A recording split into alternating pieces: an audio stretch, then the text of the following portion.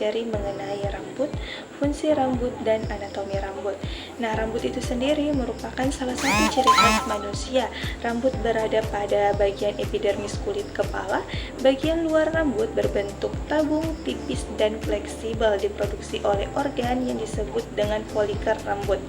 Rambut tumbuh hampir di semua bagian tubuh, kecuali telapak tangan, telapak kaki, bibir, dan area genital lainnya. Tubuh manusia mempunyai 5 juta rambut, 100.000 diantaranya berada pada kepala.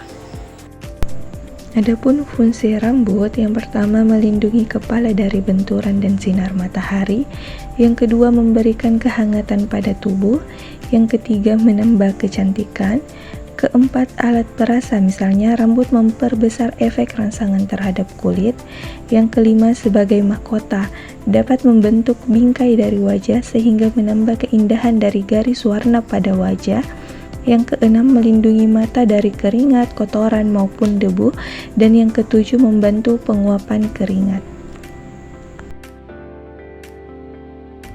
Secara garis besar, struktur rambut dapat dilihat pada gambar, di mana rambut terbagi menjadi 3 bagian, yaitu ujung rambut, batang rambut, dan akar rambut. Ujung rambut sendiri terdapat pada rambut yang baru saja tumbuh, di mana berbentuk runcing, dan batang rambut merupakan bagian rambut yang berada di luar kulit berupa benang halus yang terdiri dari keratin atau sel-sel tanduk. Batang rambut tersusun oleh medula, yaitu bagian yang paling tengah, korteks bagian paling dalam. Lapisan yang menyelimuti medula merupakan lapisan yang paling tebal yang disebut cuticula, yang merupakan bagian lapisan yang terdapat pada paling luar. Akar rambut adalah bagian rambut yang berada di dalam kulit dan tertanam di dalam folikel atau kantung rambut. Bagian-bagian rambut yang tertanam atau berada di dalam kulit cagat atau dermis. Akar rambut ditanam miring dalam lapisan dermis. Dan bagian-bagian akar rambut dapat dilihat pada gambar di atas. Produk-produk kosmetika rambut yang utama meliputi sampo, hair conditioner, hair tonic, krim bat, dan masker rambut. Untuk kali ini, kami akan membahas mengenai formulasi hair tonic. Untuk membuat sediaan hair tonic yang efektif, formula tersebut harus mampu menembus lapisan kulit kepala atau scalp, hingga mencapai folikel rambut dan akar rambut. Hair tonic tidak hanya menargetkan batang rambut, melainkan menargetkan pabrik rambut di bawah kulit untuk nutrisi maksimal. Di sini saya akan menjelaskan beberapa bahan-bahan yang digunakan dalam pembuatan penyubur rambut atau juga disebut dengan hair tonic.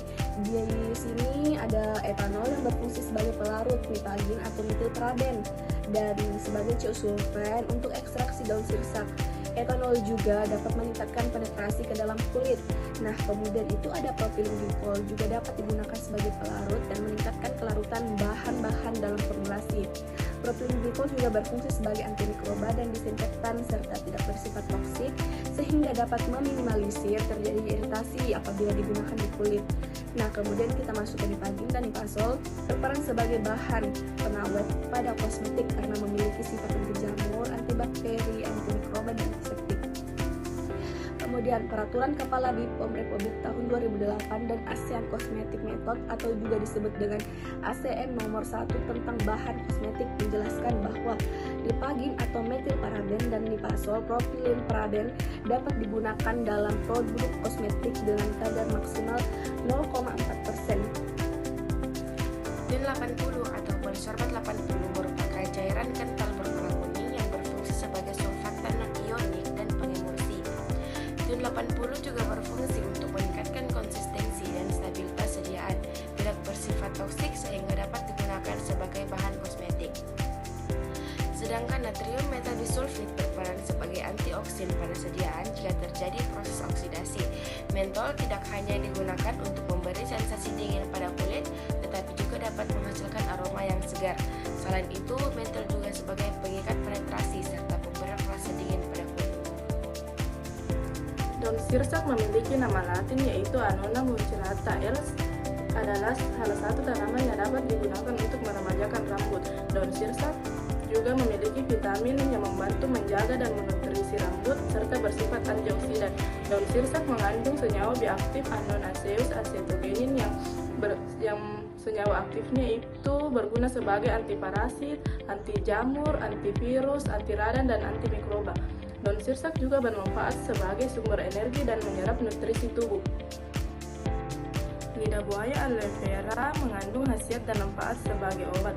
Dari manfaat dan khasiat tersebut, salah satu tanaman yang dapat dijadikan sebagai produk kosmetik yaitu hair tonic. Karena lidah buaya bagus untuk kulit dan memiliki kandungan sebagai asam folat, vitamin A, vitamin B kompleks, enzim, mineral, saponin, asam amino esensial dan non-esensial, dan folin. Nah, jadi kesimpulannya, berdasarkan hasil penelitian menunjukkan bahwa ekstrak etanol daun sirsak dan ekstrak lidah buaya dapat diformulasikan ke dalam sediaan hair tonic.